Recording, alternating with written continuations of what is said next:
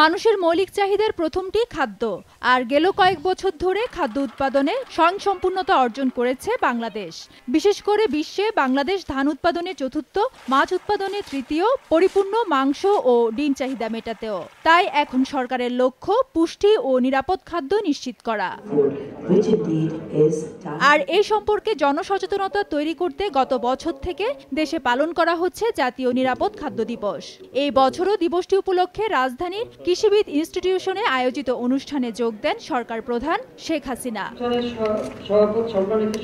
বক্তব্যে প্রধানমন্ত্রী বলেন, খাদ্যে ভেজাল দেওয়া কিছু মানুষের চরিত্রগত অভ্যাস। তিনি এর বিরুদ্ধে চলমান অভিযান অব্যাহত রাখার ঘোষণা দেন।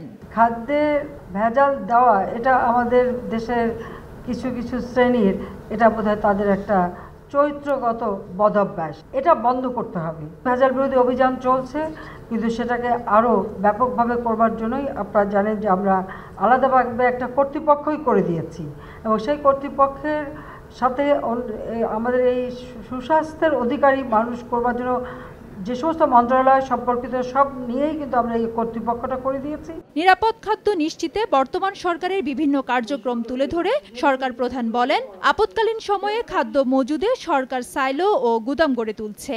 কোনো আপৎকালীন সময় আমার কত খাদ্যের প্রয়োজন হতে পারে সেই হিসাব মতো যেন আমি মজুদ রাখতে পারি, সেই লক্ষ্য রেখেই কিন্তু আমরা বিভিন্ন ধরনের সাইলো এবং গোডাউন তৈরি করে যাচ্ছি। সরকার পুষ্টিকর খাবারে বিশেষ নজর দিচ্ছে উল্লেখ করে প্রধানমন্ত্রী সবাইকে সুষম খাদ্যাভ্যাস গড়ে তোলার আহ্বানও জানান। পুষ্টিকর খাদ্যটার দিকে আমরা বিশেষভাবে দৃষ্টি দিয়েছি। আমাদের ধানের সাথে যেন পুষ্টি সম্পন্ন ধান হয় সেটাও আমরা কিন্তু সংযোগ করে দিচ্ছি, সেভাবে রিসার্চ করে করে করা হচ্ছে। যার ফলে আমি সবাইকে এটুকু বলবো যে ভাতের সাথে পর্যাপ্ত পরিমাণে শাক সবজিও বেশি করে খেতে হবে, আর মাছ ডিম তো আছেই, যাতে করে খাবারটা সুষম খাদ্য হয়। এর আগে জাতীয় নিরাপদ খাদ্য দিবস উপলক্ষে বিভিন্ন শিক্ষা প্রতিষ্ঠানে আয়োজিত রচনা প্রতিযোগিতায় পুরস্কৃতদের হাতে পুরস্কার তুলে দেন প্রধানমন্ত্রী শেখ হাসিনা। ফেরদৌস লিপি, সময় সংবাদ, ঢাকা।